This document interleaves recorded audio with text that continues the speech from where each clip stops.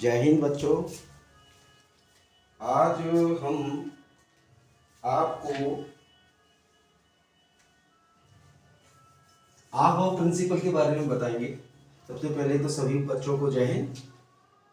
और मैं regular class नहीं डाल पाता क्योंकि व्यस्तता इतनी ज़्यादा रहती है, लेकिन मेरी कोशिश यही रहती है कि मैं स्टेप बाय स्टेप आप सभी लोगों को जो एटम से रिलेटेड जो जितने भी हमारे कॉन्सेप्ट हैं वो हम आपको समझा दें। तो सबसे पहले तो मैंने आपको एटम के बारे में बताया। एटम क्या होता है, एटम के अंदर जो इलेक्ट्रॉन की फिलिंग होती है, जो इलेक्ट्रॉन जाते हैं वो कैसे जाते हैं, ऑर्बिट क्या होती है, सब ऑर्बिट क्या होती है, कि एल एम एन किस पर डिपेंड करते हैं, एल क्या होता है, एम क्या होता है, ये सारी चीज़ें मैं आपको बता चुका हूँ।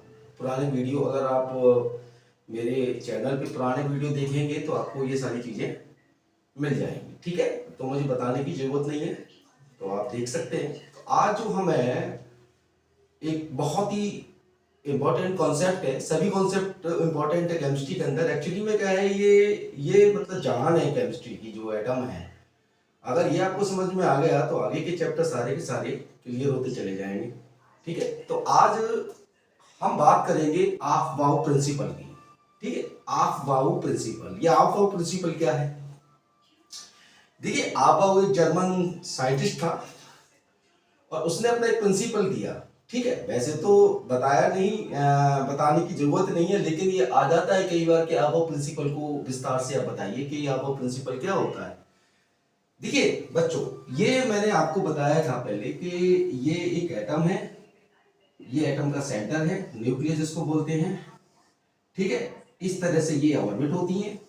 ऐसे आपको अच्छे से समझ में आएगा। एक्चुअली ये के होता है, ये एल होता है, ये एम होता है और ये एन होता है। ठीक है, तो देखो बच्चों, के किसके लिए आता है? 1 के लिए। इसमें क्या होता है? एस होता है। ठीक है, इसके लिए क्या आता है? एल में एस भी आता है और पी भी आता है। इसमें क्या आता है? 2, और ये क्या आता है? 2।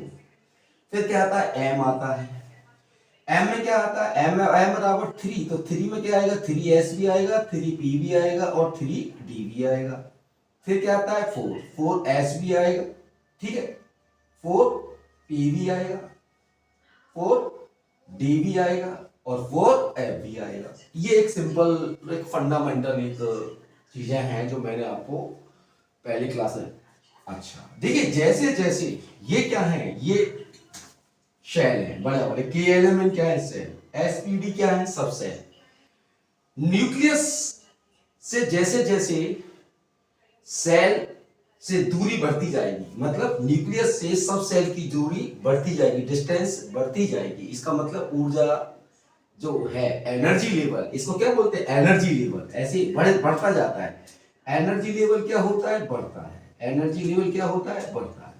जब एनर्जी लेवल बढ़ता है तो सबसे कम एनर्जी वाला जो सब सेल है, सबसे पहले जो इलेक्ट्रॉन एंटर करेगा वो सबसे कम किसमें सबसे कम एनर्जी लेवल किसका है? S, first S. तो सबसे सबसे सबसे कम में किस में गया? फर्स्ट एस में गया। फिर किस में जाएगा? 2s में जाएगा। फिर किस में जाएगा? 2p में जाएगा। फिर 2p के बाद में किस में जाएगा? 3s में जाएगा।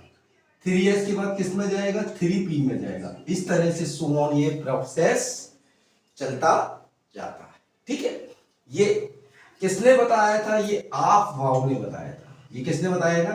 ऑफ-बाउ। ये जर्मन साइंटिस्ट था जिसने बताया था कि सब सेल का जो एनर्जी लेवल जो होता है, एनर्जी सबसे कम सेल जो सब सेल होता है, एनर्जी लेवल सबसे कम सब सेल का सबसे कम किसका है? फर्स्ट है इसका।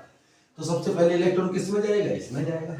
ये चीज तो मैं आपको पहले भी बता चुका हूं, है ना, के एल एम एन के हिसाब से। लेकिन ये एक प्रोसेस है। इसी के अंदर किसका आता है? एक पॉली नाम का, आभाव के नाम के पॉली, इसको पॉली अपवर्जन नियम भी बोलते हैं, पॉली प्रिंसिपल भी बोला जाता है। क्या बोला जाता है? पॉली प्रिंसिपल भी बोला जाता है, जो यही है, पॉली प्रिंसिपल। ठीक है, इसको इस तरह से भी हम समझ सकते हैं, बहुत ही सिंपल है।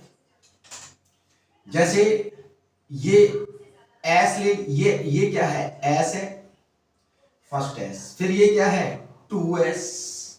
ये क्या है? 2p।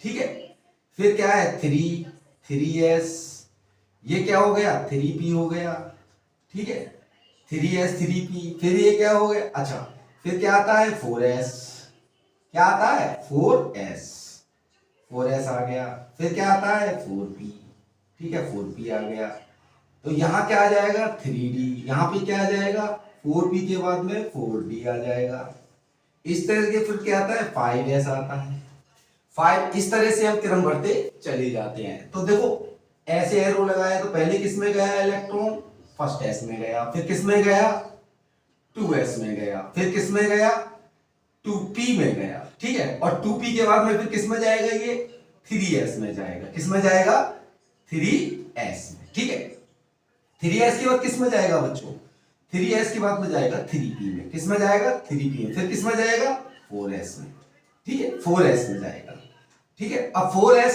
और यहां पर क्या है 3d है, यहां क्या है 3d, अब 4p, फिर क्या ये यहां पर 4p हो गया और यहां क्या हो गया 4d, अब देखो ये तो यहां हो ही गया, अब यहां पर किस में जाएगा ये 3d में जाएगा, फिर किस में जाएगा ये 4p में जाएगा, फिर किस में जाएगा ये 5s में जाएगा, तो इस तरीके से ये क्रम बढ़ता जाता है, ठीक है।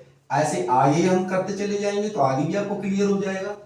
तो देखो ये आबा प्रिंसिपल क्या कहता है, आबा प्रिंसिपल ये कहता है कि सबसे कम एनर्जी लेवल जिस सब सेल का है पहले इलेक्ट्रॉन उसमें जाता है। तो देख लीजिए first S 2s 2p 3s and 3p, तो आप डिस्टेंस भी देख सकते हैं, न्यूक्लियस से डिस्टेंस क्या होती जा रही है, बढ़ती जा रही है, और बढ़ने के साथ साथ में उनका जो एनर्जी लेवल है वो भी क्या हो रहा है, इंक्रीज हो रहा है। तो सबसे कम एनर्जी लेवल में इलेक्ट्रॉन पहले फिल होगा। तो ये किसका नियम है, ये अबव प्रिंसिपल है, और ये पॉली अपवर्जन नियम पर भी आधारित है। पॉली का जो एक्सक्लूजन प्रिंसिपल है वो भी ये इसको बताता है, ठीक है। अब आगे बढ़ते हैं, आगे देखो आगे क्या है,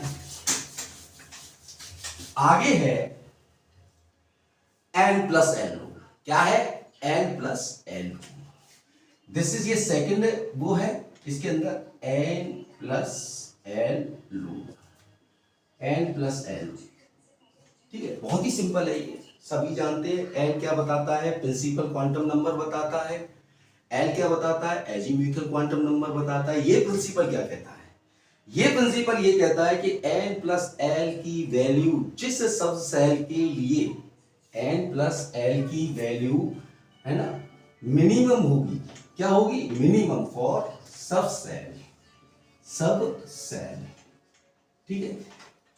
इलेक्ट्रॉन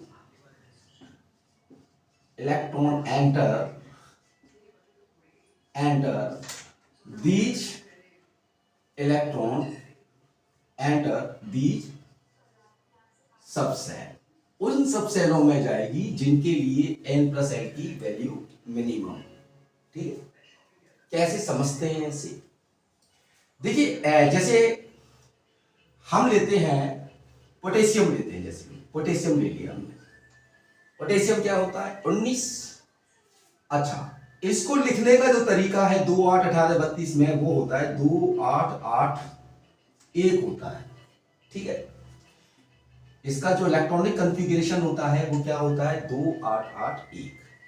अच्छा अगर देखा जाए तो हम इसे ऐसे भी लिख सकते हैं 2 8 9, क्यों लिख सकते हैं कि 2 8 18 होता है, लेकिन हम नहीं लिखते, एक इलेक्ट्रॉन को हम कहां मूव कराते हैं, आगे वाली सब सेल में मूव करा देते हैं। ऐसा क्यों होता है, ऐसा क्यों नहीं लिखते, देखो बच्चों यहां पे अगर ये 9 आ गए, मान लो वैसे ये गलत है लेकिन मैं आपको समझा रहा हूं, n+ रूल समझा रहा हूं कि अगर हम इसको ले लेते हैं, किसको ले लेते हैं, 9 को ले लेते हैं, किसके किसके फेवर में ले लेते हैं, क्योंकि हम जानते हैं कि स्टैंडर्ड जो फॉर्म होती है वो क्या होती है 2 8 18 32 होती है, यही होती है स्टैंडर्ड फॉर्म, ये मैं आपको बता चुका हूं KLMN में, है ना, ये K में आता है, ये L में आता है, ये M में आता है और ये N में आता है। अब उस हिसाब से इसमें तो ये तो सही है, ये भी सही है, दो तो सही है, लेकिन पोटेशियम 19 2 8 10 होते बचे 9, तो 9 कहां आना चाहिए, यहां आना चाहिए, लेकिन यहां ना आके एक्चुअल में वो कहां चला जाता है, आगे वाले सब सेल में चला जाता है। ऐसा क्यों होता है, ऐसा इसीलिए होता है क्योंकि यहां पे नियम लगता है n+l रूल। अगर हम इसे लिखें तो इसे क्या लिखेंगे, फर्स्ट S2 ये क्या लिखेंगे 2s2 and 2p6, इसे क्या लिखेंगे 3s2 3p6, तो कितने हो गए 8 हो गए, बाकी बचा कितना 1, तो वो किस में चला जाएगा 3d1 में चला जाएगा, बिल्कुल जाएगा। इसके इस वाले के लिए बता रहे हैं हम, किस वाले के लिए, इस वाले के लिए, ठीक है। अब इसको भी देख लेते हैं, ये क्या आ गया फर्स्ट s2 आ गया, ये क्या आ गया 2s2 आ गया, ये क्या आ गया 2p6 आ गया, ये क्या आ गया 3s2 आ गया, ये क्या आ गया 3p6 आ गया, 3p6, 3p6, ठीक है। और लास्ट में क्या जाएगा 4s1, जो एकदम ये सही है, ठीक है, ये एकदम सही है, ये आ गया, ये तो सही है लेकिन ये गलत है। इसको वेरीफाई कौन करता है, एल प्लस एल रूल। देखते हैं ये एल प्लस एल रूल क्या कहता है, ये कहता है कि मिनिमम फॉर सबसेल, इन दोनों को प्लस करके अगर किसी सबसेल के लिए वैल्यू अगर मिनिमम आती है तो इलेक्ट्रॉन कहां मूव करेगा, उस सबसेल के अंदर मूव कर जाएगा। ओके, तो देखते हैं। देखो यार 3D ये गलत क्यों है, ये 3D 3 क्या इंडिकेट कर रहा है, प्रिंसिपल क्वांटम नंबर, ये एल की वैल्यू प्रिंसिपल कर रहा है। अच्छा एल के लिए डी की वैल्यू क्या होती है बताओ, मालूम है, एक बार और बता देता हूं, एल एस के लिए क्या होती है 0, पी के लिए क्या होती है एल की वैल्यू 1, ठीक है, डी के लिए क्या होती है 2 और एफ के लिए क्या होती है 3, ये आपको मैं सब बता चुका हूं। तो यहां हम किसके लिए निकालेंगे, एल के लिए निकालेंगे, निकाल रहे हैं हम एल के लिए, निकाल लिया, कितनी वैल्यू आई 2 आई, एल प्लस एल, इसको जब हम जोड़ेंगे 2 + 3 तो कितना आएगा बच्चों 5 आएगा, इसके लिए वैल्यू क्या आएगी एल प्लस एल की 5। अब इसे कंसीडर कर लेते हैं, यहां पर ये किस में चला जाता है 3D में ना जाके किस में चला जाता है 4s में चला जाता है, बिल्कुल चला जाता है। अब 4s के लिए यहां देखो 4s के लिए अगर n की वैल्यू लेंगे तो n की वैल्यू कितनी आती है 4 आती है, s के l की वैल्यू s के लिए क्या आएगी 0, बता रखा नहीं बता रखा, s की वैल्यू क्या आएगी 0 आएगी। तो 0 जब वैल्यू आएगी किसके लिए s के लिए l की वैल्यू, तो n प्लस l में आप इसे कर दो, ये कितना हो जाएगा 4 + 0 कितना होता है 4। अब आप मुझे ये बताइए ये वैल्यू ज्यादा है या ये वैल्यू ज्यादा है, ये वाली वैल्यू ज्यादा है, लेकिन रूल क्या कहता है मिनिमम होनी चाहिए, क्या होनी चाहिए मिनिमम। तो ये 4 + 1 सॉरी 4 + 0 = 4, वो किसके लिए है, ये इसके लिए, तो वेरीफाई हो गया। इसीलिए इलेक्ट्रॉन कहां मूव नहीं करता 3D में मूव नहीं करता, वो कहां चला जाता है 4s में चला जाता है। सेम यही चीज किसके लिए आती है, कैल्शियम 20 के लिए भी आती है, उसमें भी 2 8 8 2 रहेंगे, तो उसमें क्या रहेगा एक और इलेक्ट्रॉन आ जाएगा, ठीक है।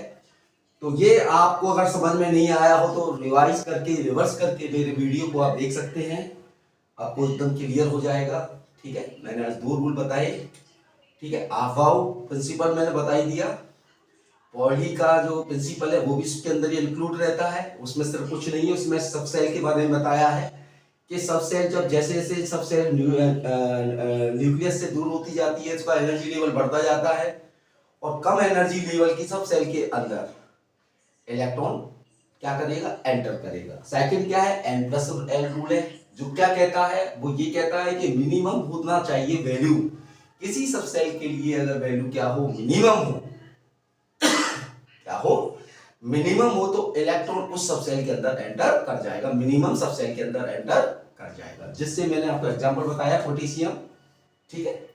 पोटेशियम का मैंने एक तो ये मैंने ये लिखा 2 8 8 एक होता है एक्चुअल में, लेकिन अगर 2 8 18 32 की फॉर्म में देखें तो क्या होता है 2 8 9 होता है, जो कि एकदम गलत है, ठीक है। तो उसका इलेक्ट्रॉनिक जो कॉन्फ़िगरेशन है first s2 2s2 2p6 3s2 3p6 and 3d1 ये एकदम गलत है। क्यों गलत है, क्योंकि वो रूल हमने यहां पर लगा के देख लिया कि इसके लिए वैल्यू कितनी आती है 5 और जो हमारा ये वाला है इसके लिए वैल्यू कितनी आती है 4। मैं समझता हूं आपको ये चीज क्लियर हो गई होगी, ठीक है।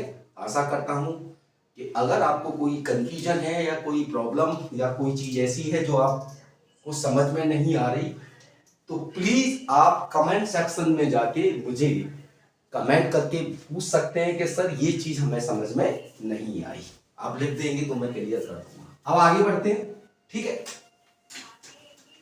बच्चों। देखिए बच्चों, इसके अंदर एक हुंड और आता है, हुंड प्रिंसिपल। कौन सा? Hund principle. Hund principle. Hund principle क्या कहता है?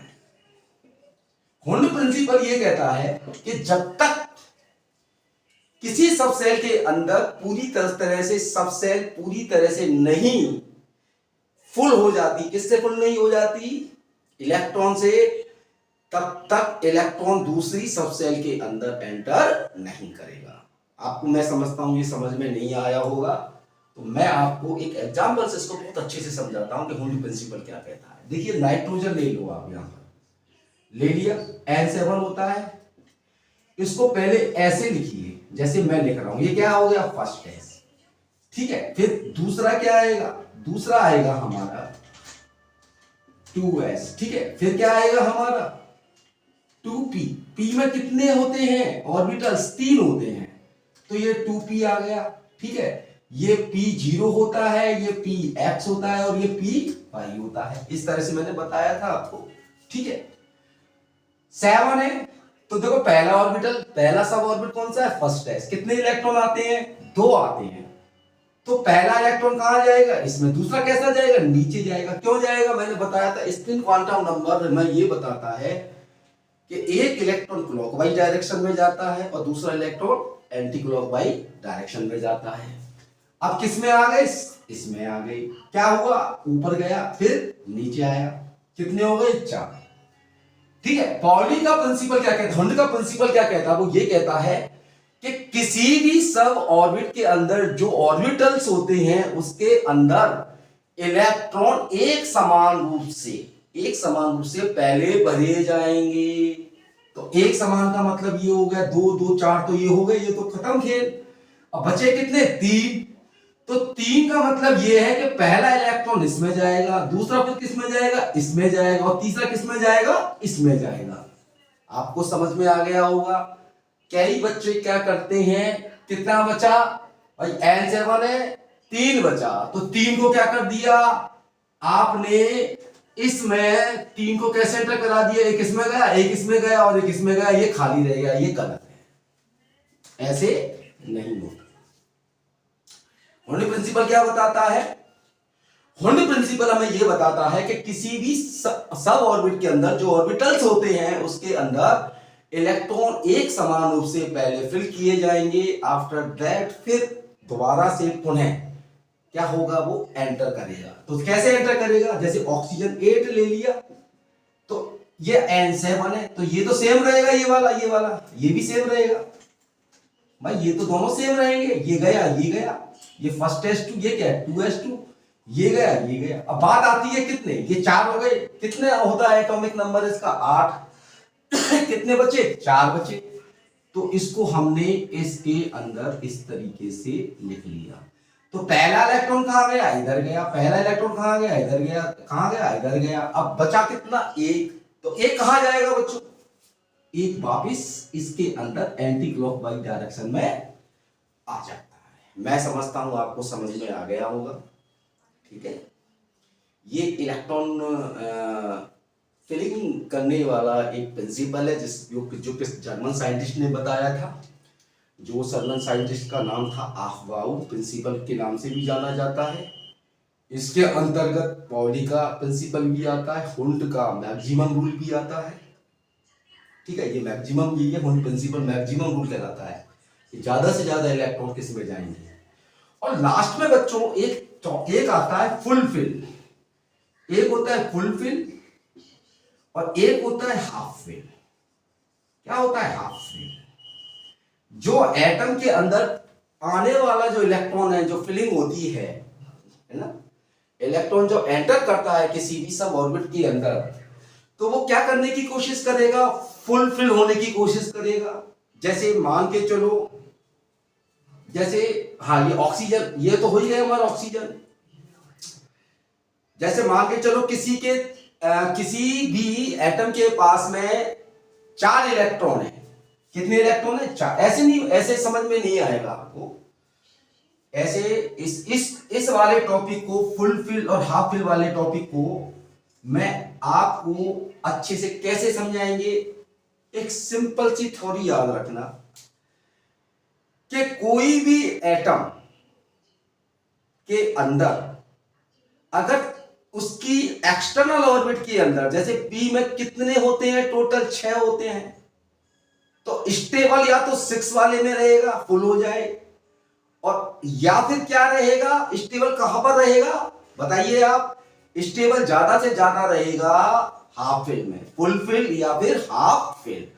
ये दो पोजीशन एक ऐसी पोजीशंस होती हैं जिसमें एटम ज्यादा स्टेबल होने का प्रमाण देता है, बताता है, स्टेबल होता है।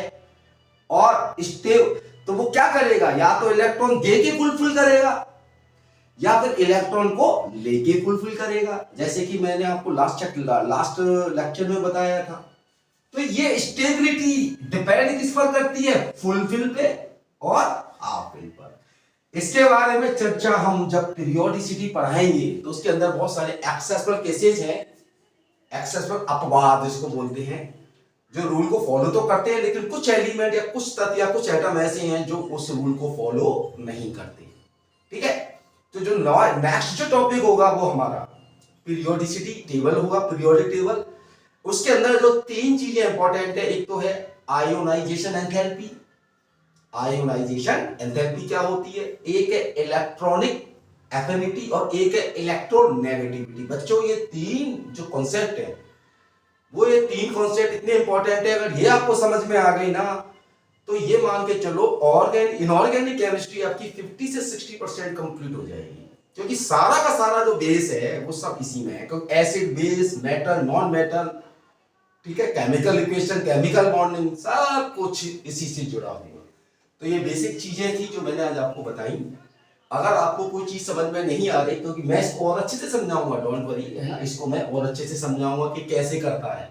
मैंने बताया था ना कि एटम दूसरे एटम के साथ में रिएक्शन क्यों करता है, अपने आप को स्टेबल करने के लिए। लुईस कॉन्सल नाम के साइंटिस्ट ने ये बताया था हमें कि कोई भी एटम अपनी एक्सटर्नल ऑर्बिट को 8 इलेक्ट्रॉनों से भरने की कोशिश करेगा, और इसीलिए एक एटम दूसरे एटम के साथ में क्रिया करता है। उसके मैंने एक एग्जांपल भी दिए थे, नहीं देखे हो तो आप पुराने वीडियोस में देख लेना, ठीक है।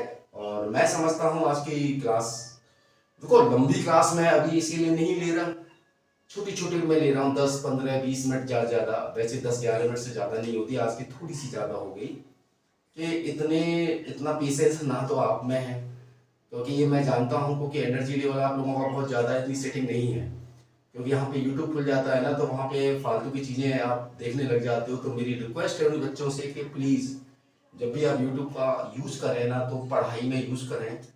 ज़िंदगी पड़ी है और चीज़ें देखने के लिए, यूट्यूब में जो वीडियोज है वो कहीं नहीं भागे जा रही। एक बार वो वीडियो आ गया तो परमानेंट आ गया तो ये, लेकिन जो ये टाइम है ना बच्चों, ये टाइम वापस लौट के नहीं आएगा। तो ये मैं हर बच्चे से बोलता हूँ, जो इस बातों को ग्रहण कर लेगा, एब्जॉर्व कर लेगा, उसकी ज़िंदगी बन जाएगी। मेरा काम है कहना, करना आपका काम है, ठीक है ना बच्चों। तो आज के लिए बस मैं इतना ही, और मैं आगे की क्लास में कल बताऊंगा, ठीक है। अगर आपको मेरा मेरे वीडियोज अच्छे लगे तो प्लीज़ आप सब्सक्राइब, शेयर, थोड़ा सा क्या है अच्छा लगता है कि हाँ व्यूज इतने आ गए, ऐसा नहीं है।